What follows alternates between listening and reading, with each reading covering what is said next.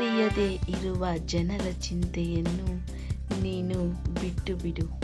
ಕಾಲವೇ ತಿಳಿಸುವುದು ಅವರಿಗೆ ನಿನ್ನ ಬೆಲೆ ಏನೆಂದು.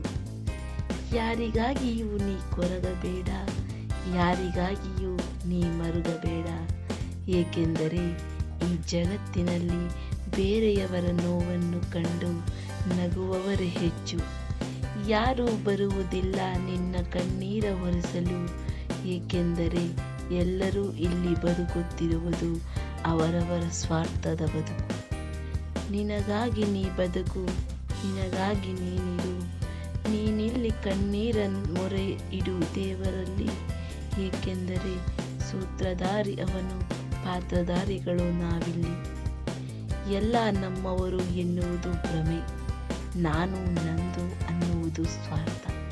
ಅವರು ನನ್ನವರು ಎಂಬುದು ಶುದ್ಧ ಸುಳ್ಳು.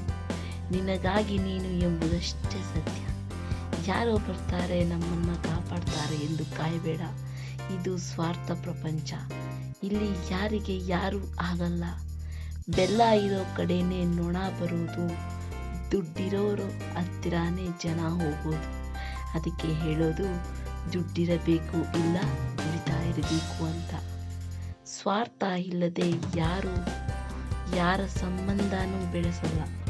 ಇದೇ ಸ್ವಾರ್ಥ ಲೋಕದ ಸತ್ಯ. ನಿಜ ಅಲ್ವಾ ಸ್ನೇಹಿತರೆ? ನಿಮಗೆ ಈ ಒಂದು ಮಾಹಿತಿ ಇಷ್ಟ ಆಗಿದ್ದರೆ ಈ ಕೂಡಲೇ ಈ ಚಾನಲನ್ನು ಪ್ಲೀಸ್ ಸಬ್ಸ್ಕ್ರೈಬ್ ಮಾಡಿಕೊಳ್ಳಿ ಹಾಗೂ ನಿಮ್ಮ ಸಪೋರ್ಟನ್ನು